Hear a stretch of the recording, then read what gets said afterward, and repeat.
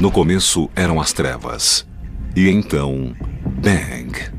Nasceu um sistema que se expande infinitamente, feito de tempo, espaço e matéria. Agora vá mais longe do que jamais imaginou, além dos limites de nossa existência, em um lugar chamado o Universo. O Sol teria uma companheira mortal que ameaça a vida em nosso planeta?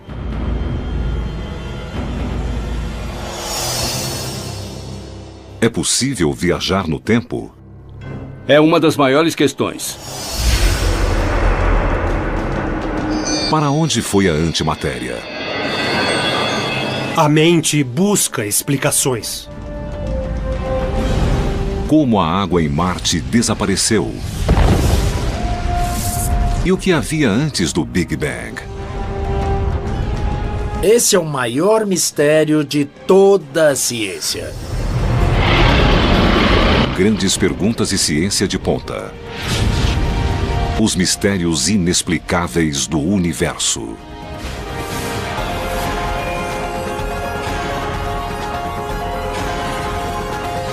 Universo. Mistérios inexplicáveis.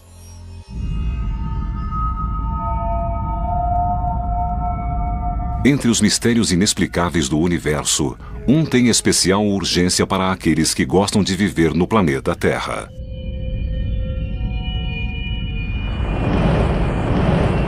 Os habitantes da Terra teriam uma data marcada para a extinção uma vez a cada 26 milhões de anos? E se for assim, o que causa essa destrutiva chuva periódica? Haverá uma enorme explosão. Tudo, num raio de milhares de quilômetros, perecerá.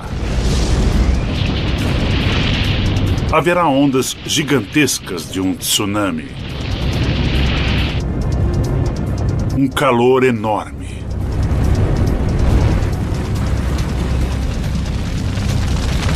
Incêndios por todo o globo. E depois, escuridão. Durante milhões de anos, imensos objetos espaciais têm se chocado contra a Terra, com resultados desastrosos. Um impacto nas águas da península de Yucatán teria causado a extinção dos dinossauros há 65 milhões de anos. Mas não foi a primeira extinção em massa no planeta. E provavelmente não será a última. Não foi a primeira grande extinção em massa. A primeira foi a extinção permiana, na qual 95% das espécies marinhas e 80% das espécies terrestres morreram. Extinções radicais já aconteceram. Para alguns cientistas, esses períodos de morte e destruição ocorrem regularmente. Alguns paleontólogos verificaram um estranho padrão.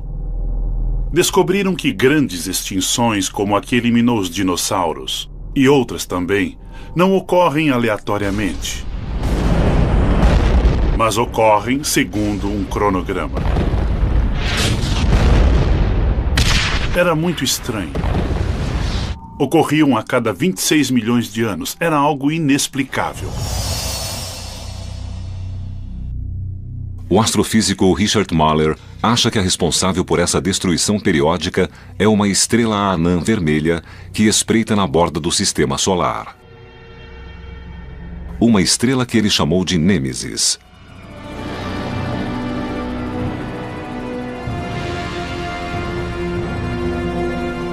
Segundo sua teoria, Nêmesis é uma companheira desconhecida do Sol.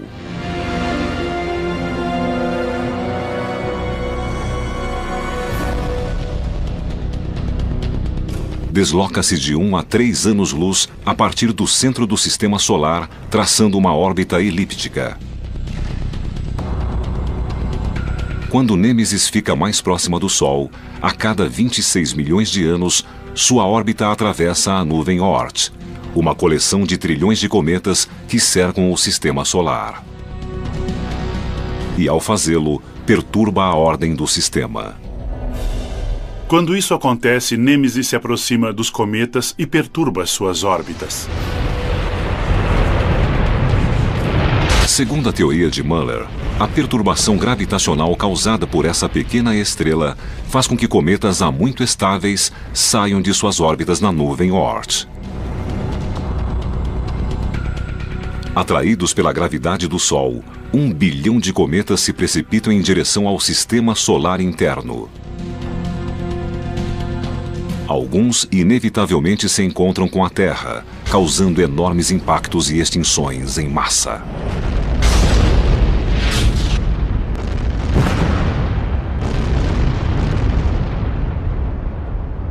A ideia de que o Sol tem uma estrela mortal como companheira é controvertida.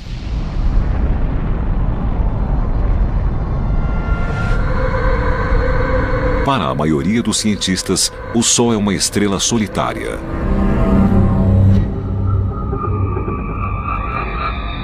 Mas no universo, estrelas em duplas ou até em trios agrupadas pela gravidade são a norma.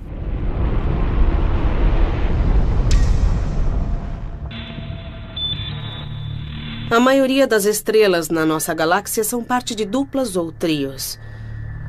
Então, a ideia de que o Sol poderia fazer parte de uma dupla não é tão absurda desse ponto de vista. É uma questão interessante. Mesmo que o Sol tenha uma companheira, os astrônomos nunca observaram um sistema binário em que as estrelas estejam tão distantes quanto Muller afirma que o Sol e Nêmesis estariam.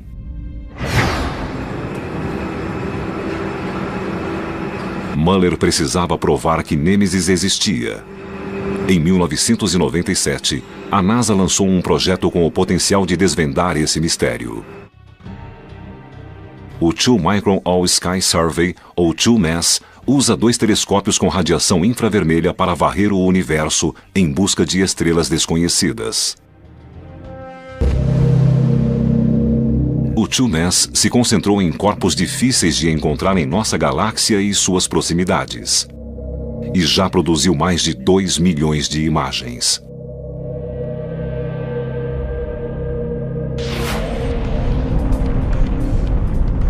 Se Nêmesis existisse, o TWO-MASS deveria tê-la detectado. Mas o projeto nunca encontrou algo que corresponda à descrição de Muller. Procuramos bastante pela estrela mortal por Nêmesis, mas não conseguimos encontrá-la. Mas Muller não está surpreso por o TWO-MASS não encontrar Nêmesis. A razão é que a uma distância de 1 ano-luz, que é a distância necessária para que tenha órbita de 26 milhões de anos, o movimento é mínimo e por isso não foi detectado por estudos que procuram estrelas. Outra possibilidade é que Nêmesis seja uma anã marrom. Essas estrelas fracassadas são bem menores que as anãs vermelhas. Como tem órbita muito elíptica, uma anã marrom permaneceria longe da Terra a maior parte do tempo e fora do alcance dos astrônomos. Se for assim, a Nêmesis terá escapado do radar do TWO-MASS. Richard Muller promete continuar procurando e planeja outro estudo, mais detalhado. Ele acredita que a descoberta da Nêmesis seja uma questão de tempo.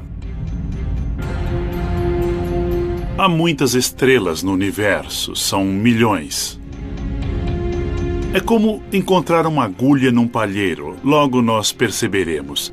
Da mesma forma, quando encontrarmos essa estrela, vamos medir sua órbita e provar que é Nêmesis.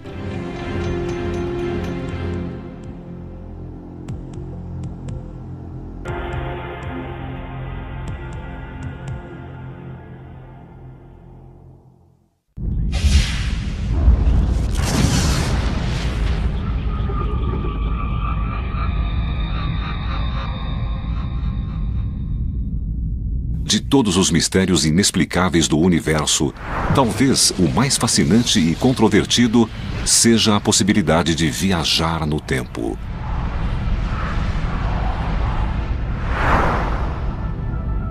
Podemos viajar para o passado, podemos alterar nosso destino. É uma das maiores questões.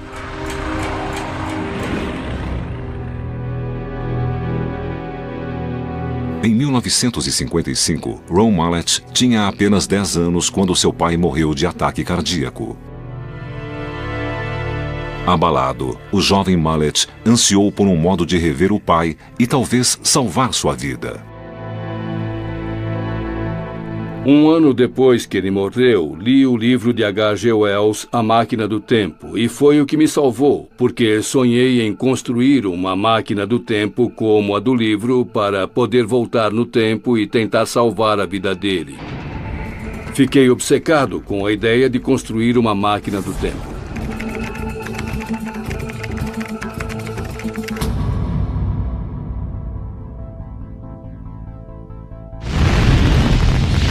A Máquina do Tempo era uma obra de ficção, mas Mallett logo descobriu que a ciência explicava a misteriosa ideia de viajar no tempo.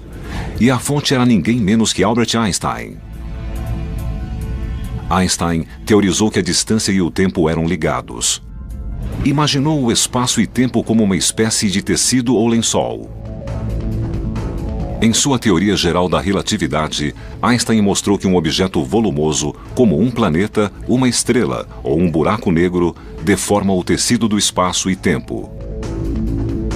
De fato, Einstein acreditava que a gravidade, a força que nos prende à Terra e a mantém em órbita em torno do Sol, é apenas um efeito dessa deformação. Para Mallett, essa ideia de que o universo pode se curvar tem implicações de longo alcance, porque se for possível gerar gravidade bastante para curvar o tempo formando um anel, talvez seja possível criar um túnel para se mover para frente e para trás no tempo.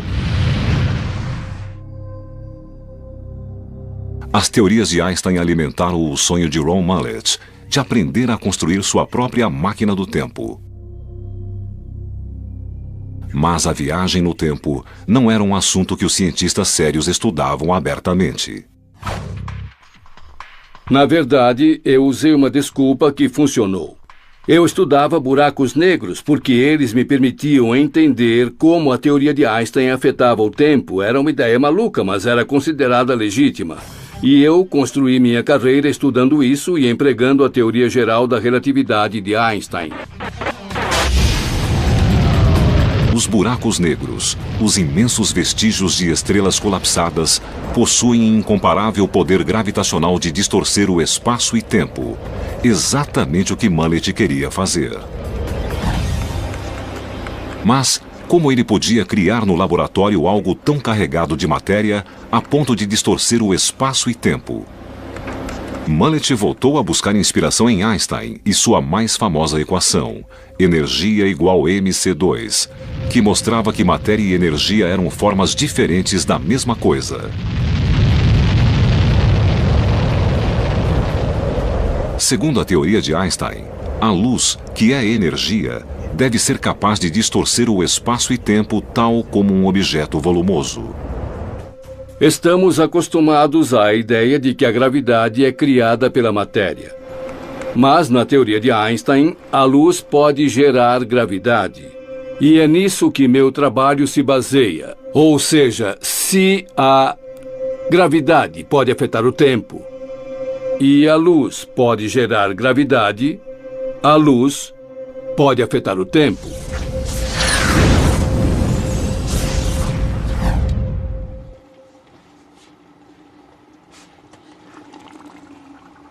Mallett construiu um modelo para demonstrar sua ideia de que um raio laser circulante pode criar um túnel de luz que distorce o espaço e tempo. Tem 4 raios laser que se cruzam. A região dentro daquela coluna de luz representa a região em que o espaço é deformado. E, afinal, o tempo também seria deformado por essa coluna de luz.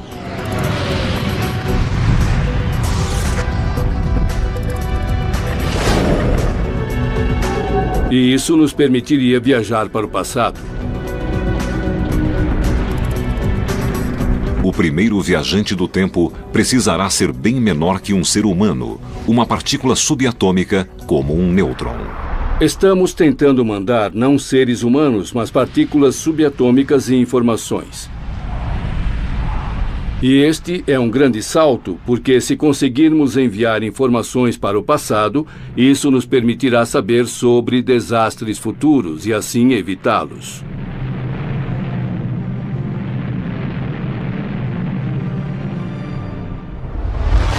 Podemos entender como um raio de luz circulante pode distorcer o espaço e tempo fazendo uma analogia com o café. Se o café e a xícara forem o espaço vazio e a colher for o raio de luz, vejam o que acontece com o café quando mexo.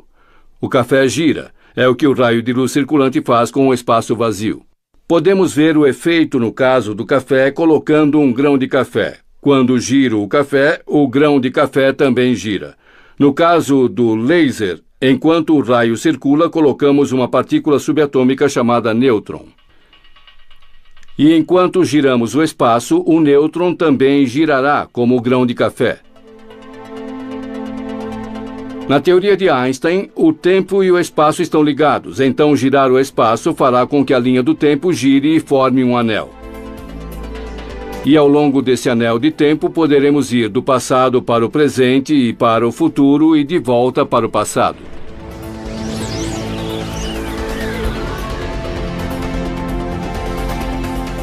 As máquinas do tempo da ficção científica permitem viagens ilimitadas ao passado e ao futuro.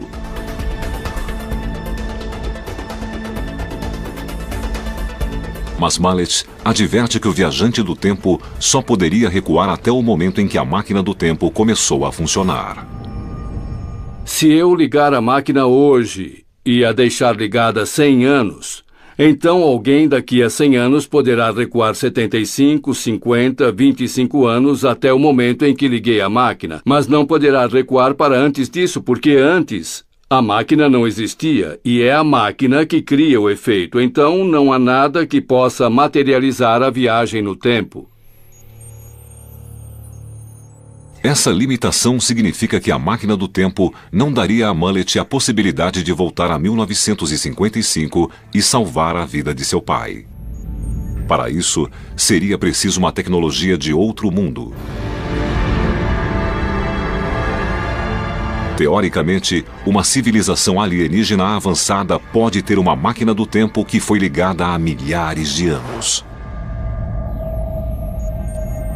Talvez possamos usar a viagem no tempo deles e visitar nosso passado distante, porque se eles desenvolveram a viagem no tempo há, digamos, 10 mil anos, a limitação será essa. Mas se a encontrarmos, poderemos usá-la e talvez algum dia possamos visitar o Egito e o mundo antigo. Por enquanto, Mallet se dedica a construir a sua máquina do tempo. Um projeto que consumirá $250 milhões só em gastos iniciais. O dinheiro é apenas um obstáculo encontrado por qualquer físico que se atreva a estudar a viagem no tempo. Também há certos paradoxos que tornariam a viagem no tempo impossível, como o famoso paradoxo do avô. Imagine que você volta no tempo e mata seu próprio avô antes que ele conhecesse sua avó. Sendo assim, você não poderia ter nascido e muito menos voltado no tempo. Então esse anel é um misto de possível e impossível. Pode e não pode acontecer. Mas Mallet acha que avanços recentes na física teórica sugerem que esses paradoxos não são um problema. Muitos físicos hoje acreditam que nosso universo é apenas um entre vários universos paralelos. Então, se ao voltarmos no tempo entramos num universo paralelo, podemos alterar eventos sem afetar o universo de onde viemos. Achamos que o Rio do Tempo pode ter redemoinhos. Ou seja, você pode ser capaz de voltar e conhecer seus pais antes de nascer, ou então bifurcar em 2 rios e assim alterar o passado e criar um universo alternativo. Todas essas teorias estão na vanguarda da física moderna hoje.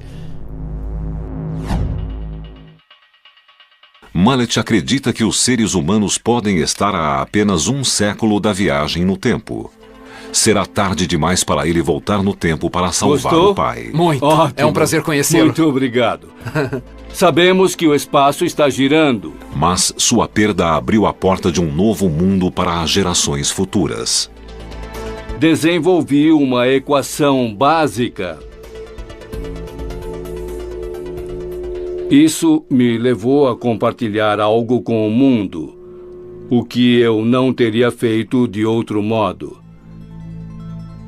E acho que é uma homenagem adequada ao meu pai eu ter podido fazer isso. Sinto-me muito bem assim.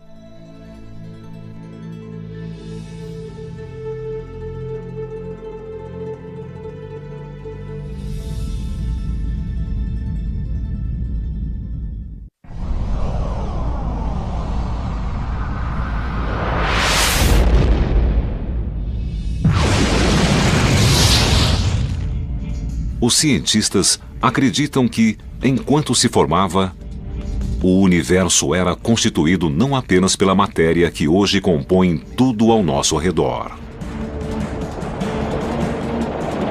Acham que continha uma quantidade quase igual de antimatéria, o oposto da matéria. Se remontarmos aos seus primórdios, o universo era composto de matéria e antimatéria. Toda partícula tem uma antipartícula. Parece loucura, mas é verdade, é meio ficção científica. Mas o que é essa misteriosa antimatéria? E o que aconteceu a ela? A antimatéria é exatamente igual à matéria. A diferença é o fato de ter uma carga completamente diferente.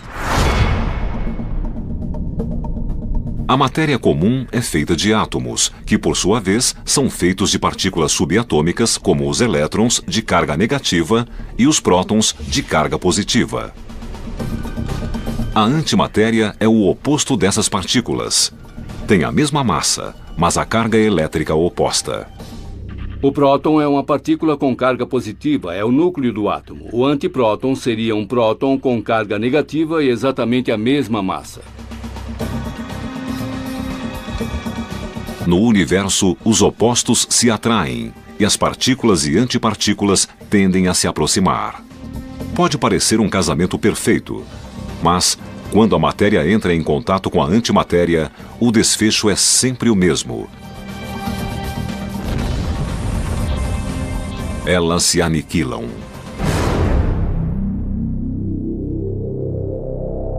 Imagine duas espaçonaves avançando pelo espaço em rota de colisão.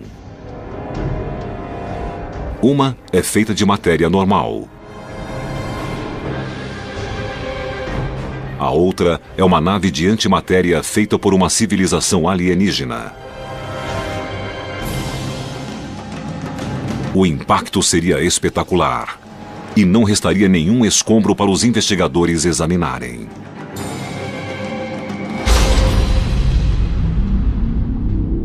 A matéria e a antimatéria desaparecem. Puf, não resta nada. Mas a energia não desaparece. Reemerge na forma de raios gama muito potentes, os fótons.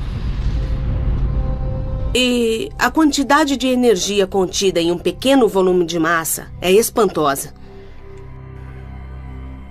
Se você combinar a matéria com a antimatéria, é algo explosivo. De fato, é uma das maiores fontes de energia do universo, essa colisão da matéria com a antimatéria. Então, se eu fosse você, não guardaria antimatéria no bolso, não seria bom para você. A antimatéria é muito volátil, e quando encontra a matéria, o potencial de energia seria tremendo se soubéssemos como canalizá-lo. Para ter uma ideia de quanta energia está contida na matéria, imagine que um desses punhados de areia é matéria e o outro é antimatéria. Quando eles se unem, aniquilam um ao outro e produzem energia. Quanta energia? O bastante para alimentar toda a Califórnia por uma semana, só com esses dois punhados. O maior mistério em torno desse tema é que se havia quantidades quase iguais de matéria e antimatéria no começo do universo, então, onde está a antimatéria agora?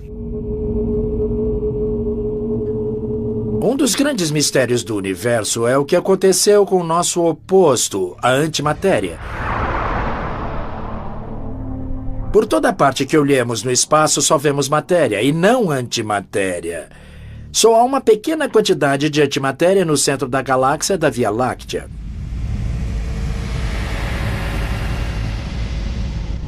Por que esse universo parece feito inteiramente de matéria e quase não vemos antimatéria é um mistério. Acho que nunca será explicado, mas a mente busca uma explicação. Uma teoria é que havia uma porcentagem um pouco maior de matéria no começo do universo. As partículas e antipartículas colidiram e se aniquilaram, e o que restou foi essa pequena porcentagem superior de matéria. Os últimos veteranos da mais antiga batalha do universo. Para cada bilhão de antiprótons, precisamos de 1 bilhão e 1 prótons. Então, os 2 bilhões se aniquilam e resta 1 próton.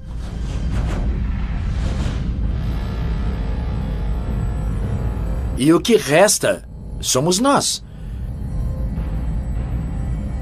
Nós somos o resíduo, somos o resto dessa explosão titânica de energia causada pela colisão entre matéria e antimatéria num instante do tempo.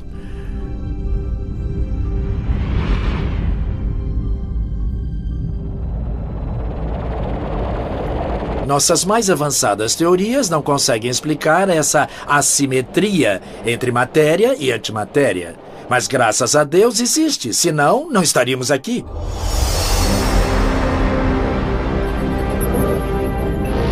A matéria prevaleceu e constituiu tudo o que vemos ao nosso redor. Mas existiriam regiões ou galáxias distantes onde a antimatéria ainda reinaria soberana? Pode haver galáxias que são 99% antimatéria, assim como esta é de matéria. E se uma galáxia de antimatéria encontrasse uma de matéria, ambas se aniquilariam num magnífico instante de luz e energia. No entanto, os cientistas aprenderam a criar minúsculas porções de antimatéria em aceleradores para fins médicos.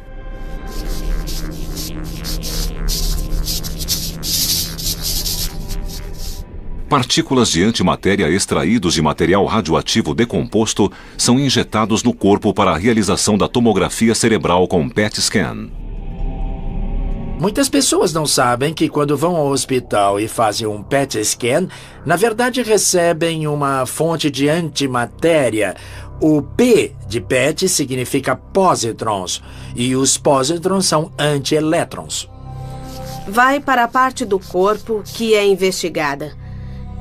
E quando os pósitrons emitidos encontram um elétron rapidamente, eles se aniquilam e os raios gama são emitidos no corpo e detectados. Concentra-se nas partes do cérebro onde há atividade mental.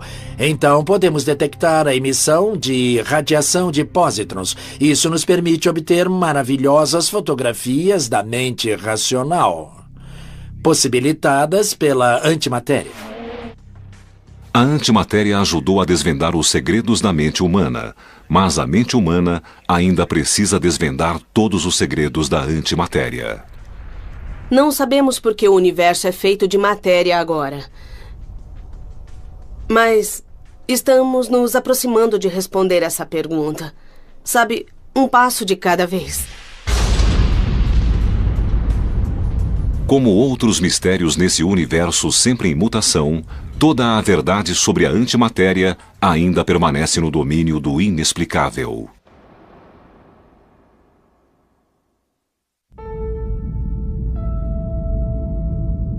Marte sempre esteve cercado de mistérios.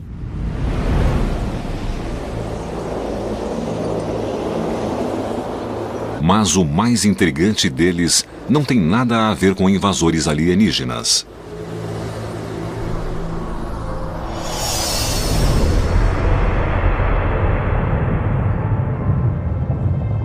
Evidências científicas sugerem que Marte já foi mais parecido com a Terra e tinha um dos elementos essenciais para a vida: a água. A água existia em abundância em Marte. Temos evidências de correntes antigas a um pouquinho de vapor d'água na atmosfera. Há até mesmo traços em Marte que parecem antigos leitos de rio e planícies aluviais. Já foi um planeta tropical com mares e oceanos, mas aquela água desapareceu. Como a água de Marte pode ter simplesmente sumido? E por que desapareceu? São mistérios que os cientistas tentam resolver. Evidências geológicas colhidas por sondas e satélites em Marte sugerem que há 3 bilhões e meio de anos sua superfície mudou drasticamente. O planeta, outrora temperado, tornou-se um lugar frio e seco, e a água desapareceu. Mas saber quando a água se extinguiu não significa saber para onde foi e por quê. A água de Marte desapareceu há muito, muito tempo atrás. Estou falando de bilhões de anos, e as pistas que nos indicariam para onde foi há muito se perderam.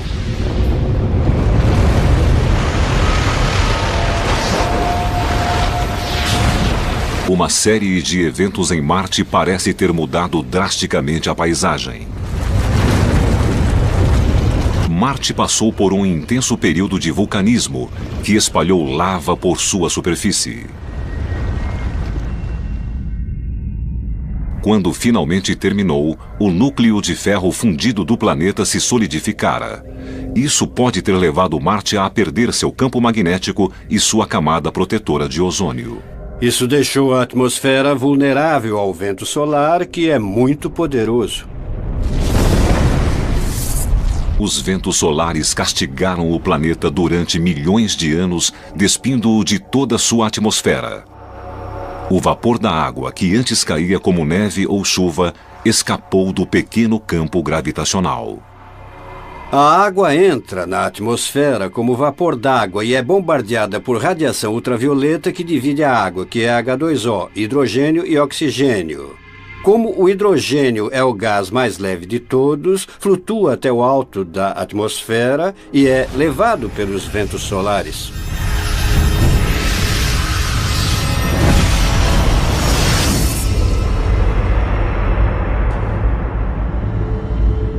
Outra teoria para o desaparecimento da água de Marte envolve uma ameaça exterior ao planeta.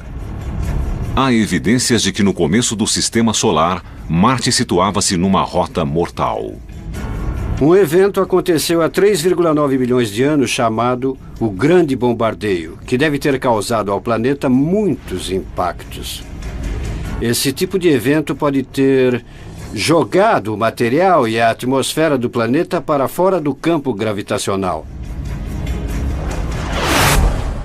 Imaginemos que temos um asteroide aqui e que esse asteroide é do tamanho de uma montanha. Imagine que isto se precipita pelo espaço a uma velocidade muito alta, dezenas de milhares de quilômetros por hora. Ele desce a alta velocidade e... splash! A água se perderá no espaço. Parte vai descer, outra se tornar gases atmosféricos ejetados no espaço e outra se perderá. Outras soluções para o mistério da água de Marte podem estar ocultas no interior do planeta vermelho.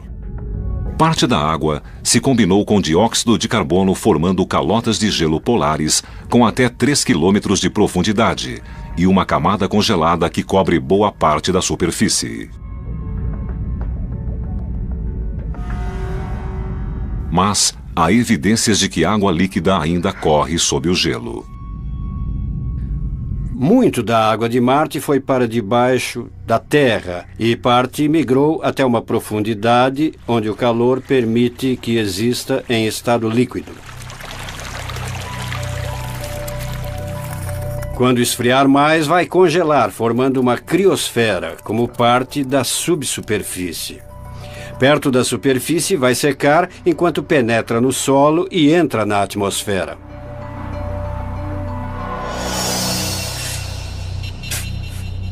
Peter Smith, cientista da Universidade do Arizona, está ansioso por resolver o mistério da água de Marte. Muito bem. Estou cavando uma vala aqui para mostrar o que acontece quando chegamos abaixo da superfície e descemos só uns 30 centímetros, porque isso é semelhante ao que faremos em Marte. Smith é o principal investigador da missão Phoenix, da NASA. Trata-se de uma sonda robótica com uma simples meta: pousar em Marte e procurar água. O que aconteceu com a água pode ter virado gelo subterrâneo ou lençóis aquíferos. É o que tentamos saber hoje usando radares para penetrar a superfície e tentar localizar esses reservatórios de água. Segundo Smith, Wilcox Playa, no Arizona, reflete o que os cientistas encontrarão quando a Phoenix raspar a superfície vermelha de Marte. A superfície está árida, salgada e seca, mas a 15 centímetros da superfície há um reservatório argiloso de água e todo um ecossistema que vive nesse solo argiloso e molhado. Quando chove, ele sobe à superfície. Então vemos surgir poças com artêmias, pequenos crustáceos que estavam no solo. Queremos saber se sob a superfície, no lugar certo em Marte, ou seja, a região congelada, encontraremos o mesmo tipo de ecossistema no gelo que se derrete com a mudança climática e que seja habitado por formas de vida marcianas. Alguns acreditam que a vida na Terra se originou em Marte e que suas transformações anunciam nosso destino. Se isso for verdade, encontrar água em Marte pode nos levar às nossas origens cósmicas e ao nosso futuro.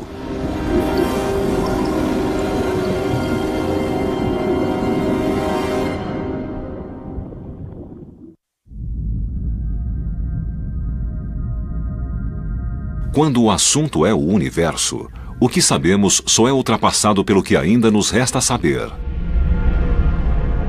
E dentre todos os mistérios inexplicáveis, um continua sendo o maior de todos. Havia algo antes do Big Bang? Ou este foi realmente o começo de tudo? E se foi, o que o desencadeou? Esse é o maior mistério de toda a ciência. O que deu início à criação? A teoria do Big Bang tem essa enorme lacuna. Não temos ideia. Não temos ideia do que deu início ao Big Bang.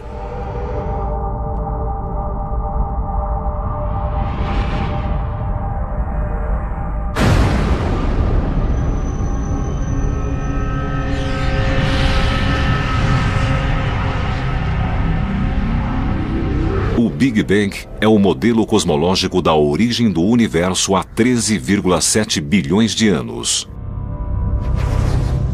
Tudo no universo remontaria a esse momento.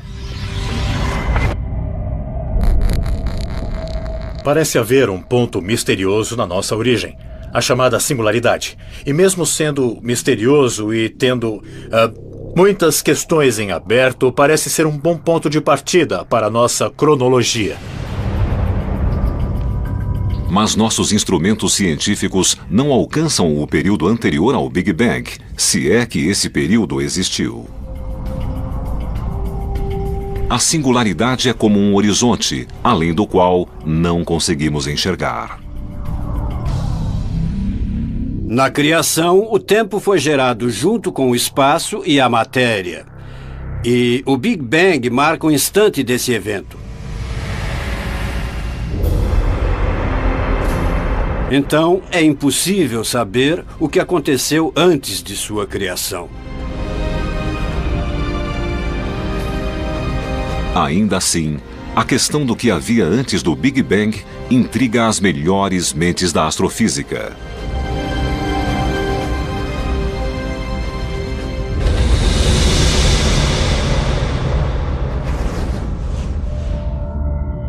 Segundo alguns teóricos, o universo passa por um Big Bang a intervalos regulares.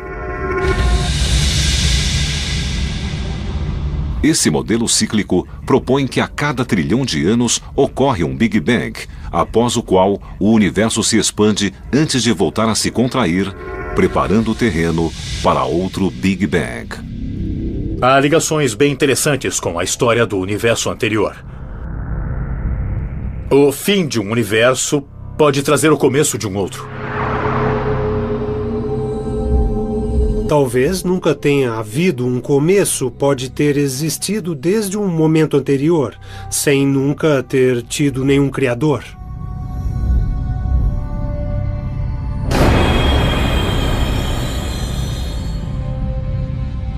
Mas podemos estar mais próximos de uma explicação do que imaginamos. As reverberações cósmicas do Big Bang, que ainda ecoam pelo universo, podem elucidar o momento anterior à singularidade. Essas ondas em expansão são cruciais para entendermos o universo hoje. O universo recebeu um golpe no começo, como eu golpeio esse balde. Isso forma ondas de expansão, e podemos buscar esses padrões simétricos na atual radiação cósmica.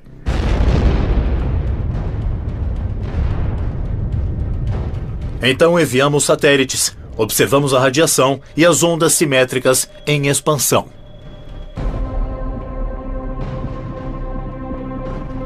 Uma nova geração de detectores de ondas será lançada no espaço na próxima década. Serão interligados por raios laser. Cada onda de choque, desde o momento da criação, fará vibrar esses raios laser e poderemos registrar as vibrações causadas pelo próprio Big Bang. Por isso, estou seguro de que conseguiremos estudar não só o Big Bang, mas também a era pré-Big Bang nas próximas décadas. Os raios laser também detectarão fontes de energia inflacionária com o fim de determinar o mecanismo que criou o Big Bang.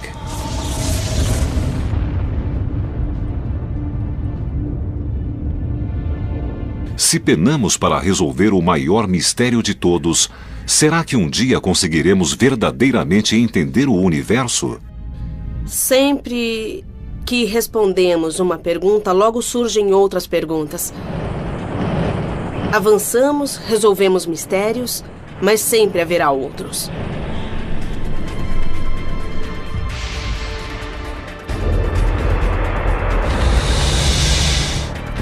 Nós somos o resultado do universo tentando se entender. É assim que vejo nosso lugar no universo. Isso torna difícil entendê-lo, mas mesmo assim é possível.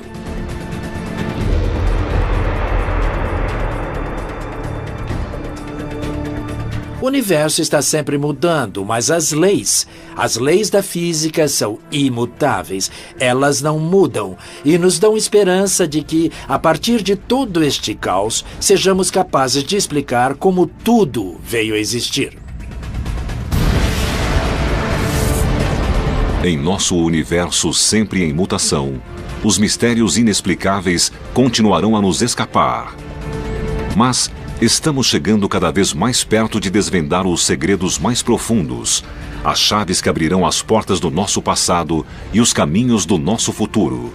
A ciência já progrediu bastante, mas ainda há muito a descobrir em nosso vasto, sombrio e misterioso universo.